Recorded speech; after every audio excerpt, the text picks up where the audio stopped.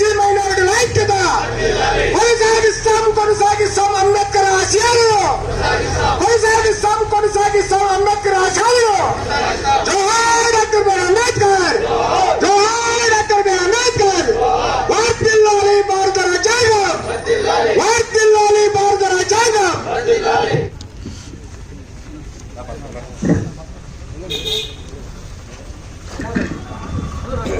जोहार doctor B are Ambedkar, जोहार doctor B are Ambedkar, जोहार डॉक्टर बी आर अम्बेडकर, जोहार doctor B are Ambedkar.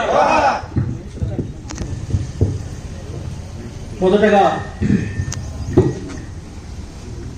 Bharat Ratna, ప్రపంచ మేధావి, ఈరోజు బహుజన వర్గాలంతా సంతోషంగా మనం ఉండగలుగుతున్నామంటే దానికి ప్రధాన కారకులు డాక్టర్ బాబాసాహెబ్ అంబేద్కర్ గారి జయంతి శుభాకాంక్షలు తెలియజేస్తూ మీ అందరికీ కూడా మిత్రులారా, మనకు మన జీవితకాలంలో ఎన్నో పండుగలు వస్తూ ఉంటాయి. అనేక పండుగలతో పాటుగా శుభకార్యాలు వస్తూ ఉంటాయి. జీవితం అంతా గడిచిపోతూ ఉంటుంది. కానీ బహుజన వర్గాలకు నిజమైన పండగ రోజు మాత్రం డాక్టర్ బాబాసాహెబ్ అంబేద్కర్ జయంతి రోజైన ఏప్రిల్ 14వ తేదీ అని చెప్పి మాత్రం మనమందరం కూడా గుర్తుపెట్టుకోవాల్సిన అవసరం ఎంతైనా ఉంది. ఎందుకంటే ఇదే సమాజంలో కూటికి గుడ్డకు కనీసం మనుషులుగా చూడనటువంటి సమాజం నుంచి ఎంతో కొంత భారత రాజ్యాంగంలో ఉన్నటువంటి హక్కుల ద్వారా మనమందరం ఈరోజు కొంత మనుషులుగా చూడబడతా ఉన్నామంటే, కొంత మనుషులుగా చూడబడుతూ తిండి, గుడ్డ, నీడ, ఇల్లు, చదువులు, మన భవిష్యత్ అంతా కూడా ఎస్సీ, ఎస్టీ, బీసీ మైనారిటీ వర్గాలకు సంబంధించిన ఇవన్నీ కూడా కేవలం డాక్టర్ బిఆర్ అంబేద్కర్ పెట్టినటువంటి భిక్షగా అని చెప్పి మనం ఎప్పుడు కూడా గుర్తుపెట్టుకోవాలి. కాబట్టే బాబాసాహెబ్ అంబేద్కర్ జయంతిని మనం ఒక పండగ రోజులాగా మనం జరుపుకోవాల్సిన అవసరం ఎంతైనా ఉంది. మిత్రులారా, ఇది సమాజంలో మనకందరూ కూడా మనం తల్లి గర్భం నుంచి పుడతాం. తల్లి గర్భం నుంచి మనకు తల్లిదండ్రులు మనకు జన్మనిస్తే ఈ సమాజంలో జీవితాన్ని ఇచ్చింది మాత్రం డాక్టర్ బిఆర్ అంబేద్కర్ ఎప్పుడు కూడా మర్చిపోవద్దు. మిత్రులారా, బాబాసాహెబ్ అంబేద్కర్ ఒకే ఒక మహనీయుడు వల్లే ఈరోజు కొన్ని కోట్ల మంది జీవితాల్లో వెలుగులు ఉన్నాయి. వాళ్ళకి ఇళ్ళు, ఇప్పుడు మనం చదువుకునే చదువులు, విద్య కానీ, ఉద్యోగాలు కానీ, మనం చేసే వ్యాపారాలు కానీ, మనం అనుభవించే సర్వ హక్కులంతా కూడా బాబాసాహెబ్ అంబేద్కర్ ఒక ప్రవృత్తిలాగా కరిగిపోతూ మనకు వెలుగునిస్తూ ఆయన చనిపోయినాడు. దానికి సంబంధించి ఆయన జీవితంలో జరిగిన ఒక సంఘటన మాత్రం మీ ముందుకు తీసుకొని వస్తాను. మిత్రులారా, బాబాసాహెబ్ అంబేద్కర్ మీకు గతంలో చాలా సార్లు ఇప్పుడున్న చాలా మందికి నేను మాట్లాడినప్పుడు అంబేద్కర్ 5 మంది బిడ్డలు ఉంటే అంబేద్కర్ 5 మంది బిడ్డల్లో 4 బిడ్డలు ఏ విధంగా చనిపోయారు మీకు చాలా సార్లు మీకు చెప్పాను. ఏదైతే ఓటు తీసుకొచ్చే సందర్భంలో కొడుకు చనిపోతాడు, కూతురు ఉన్నత చదువులు చదువుకునేటప్పుడు ఒక్కగానొక కూతురు బాబాసాహెబ్ అంబేద్కర్కి ఎట్లా చనిపోయిందో నేను మీకు చాలా సార్లు చెప్పాను. ఈ రోజు మీకు ఇంకో విషయాన్ని తీసుకొని వస్తాను. బాబాసాహెబ్ అంబేద్కర్ ఉన్నత చదువులు చదువుకుని లండన్ నుంచి మన భారతదేశానికి వస్తాడు. భారతదేశానికి వచ్చిన తర్వాత అరే ఉన్నతమైన చదువులు చదువుకున్నాడు, గొప్పవాడు, మా కులాల్లో ఆయన ఒక ఉన్నతమైన విద్యావంతుడు, ఇలాంటి ఆయన్ను మనమంతా కూడా సత్కరించుకోవాలని చెప్పి ఇక్కడ ఉన్నటువంటి మనలాంటి చాలా మంది బాబాసాహెబ్ అంబేద్కర్ ని సత్కరించుకోవాలని చెప్పి ఆయన ఏదైతే ఎయిర్పోర్ట్కి వస్తాడో ఆ ఎయిర్పోర్ట్ దగ్గర పోయి ఆయన రిసీవ్ చేసుకుంటారు. రిసీవ్ చేసుకున్న తర్వాత అక్కడి నుంచి నేరుగా ఏదైతే ఆయనకు ఒక సన్మాన కార్యక్రమం ఏర్పాటు చేస్తారో అక్కడ తీసుకెళ్ళడానికి పోతారు. వాళ్ళతో పాటుగా బాబాసాహెబ్ అంబేద్కర్ భార్య అయినటువంటి మాతా రమాబాయి గారు కూడా ఆ మనుషులతో ఆమె అక్కడ గోడ తిరుగుతుంది. బాబాసాహెబ్ అంబేద్కర్ స్వాగతం పలుకుతుంది. లండన్ లో మామూలుగా ఎండాకాలంలో బొంబాయికి వచ్చిన ఒక సందర్భంలో బొంబాయిలో విపరీతమైన ఎండ ఉంటుంది, విపరీతమైన చలి ఉంటుంది. విపరీతమైన ఎండాకాలం అక్కడ ఎండ విపరీతంగా కాస్తూ ఉంటుంది. ఆ ఎండాకాలంలో రమాబాయి అంబేద్కర్ అంటే బాబాసాహెబ్ అంబేద్కర్ భార్య చాలా పెద్ద శాలువా కప్పుకొని చుట్టూ కప్పుకొని ఉంటుంది.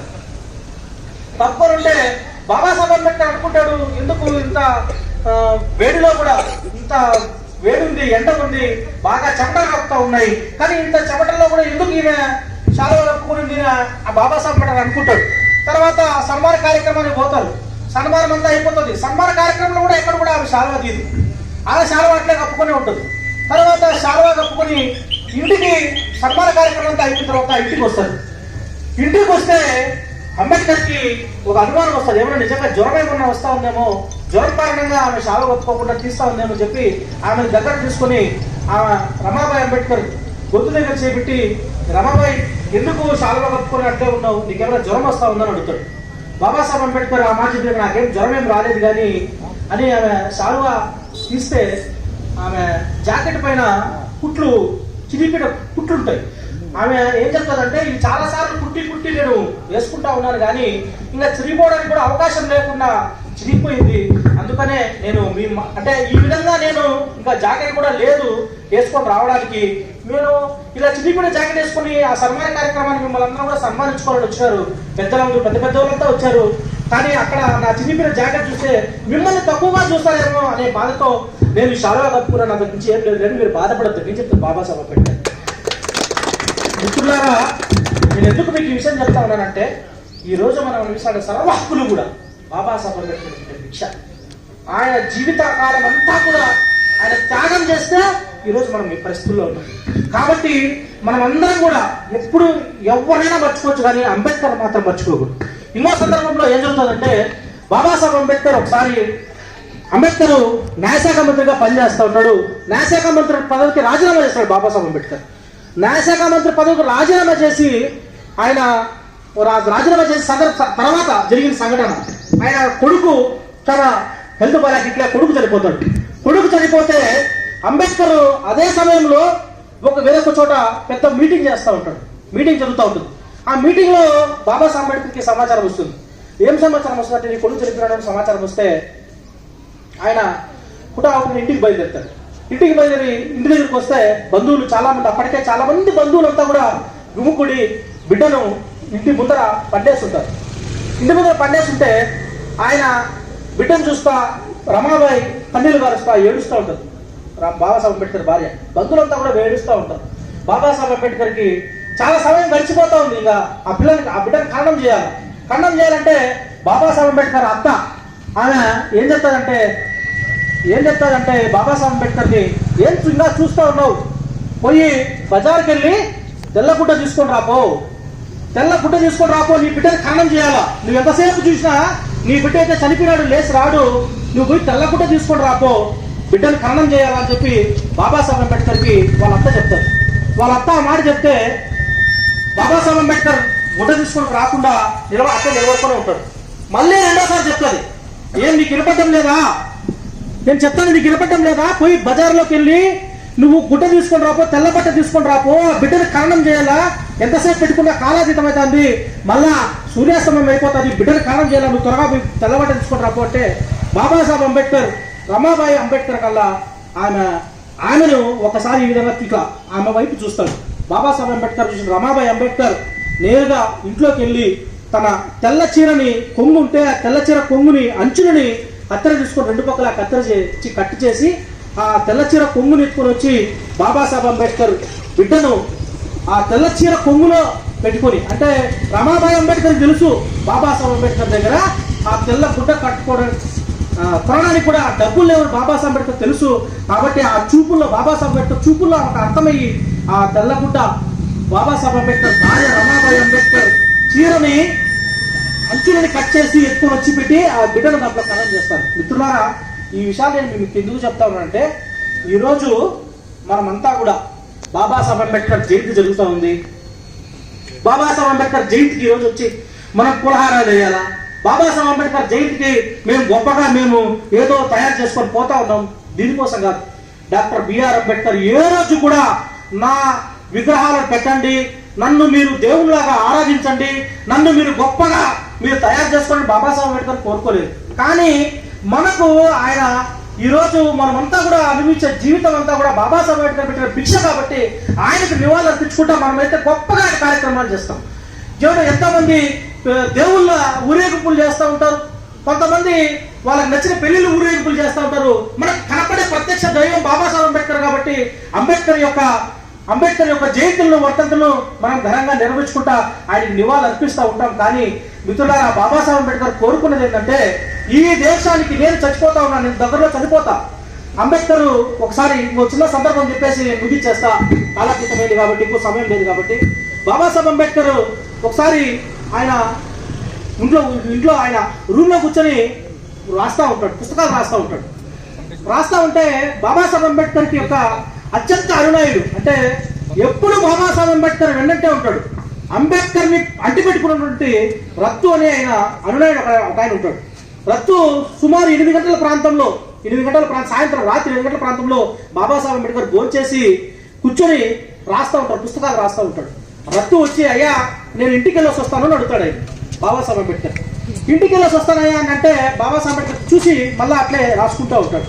అయినా మళ్ళీ 10 నిమిషాల తర్వాత, అయ్యా నేను ఇంటికి వెళ్ళొసి వస్తానయ్యా, పొద్దున తెల్లవారుజామున వస్తాను అంటాడు. బాబాసాహెబ్ అంబేద్కర్ నిమగ్నమే రాస్తా ఉంటాడు. సరే నిమగ్నమే రాసుకుంటా ఉన్నాడులే, నేను ఇంటికి వెళ్ళొసి వస్తామని చెప్పి ఆయన ఇంటికి వెళ్ళిపోయి మళ్ళా తెల్లవారుజామున మామూలుగా 5 గంటలకు రత్తు ఆయన రెడీ అయ్యి బాబా అంబేద్కర్ దగ్గర పోవడం అలవాటు అయింది. ఎందుకంటే బాబాసాహెబ్ అంబేద్కర్ యొక్క ప్రతి ఒక్కవి ఆయన ఆరోగ్యం దగ్గర నుంచి అన్ని కూడా రత్తునే చూసుకునేవాడు.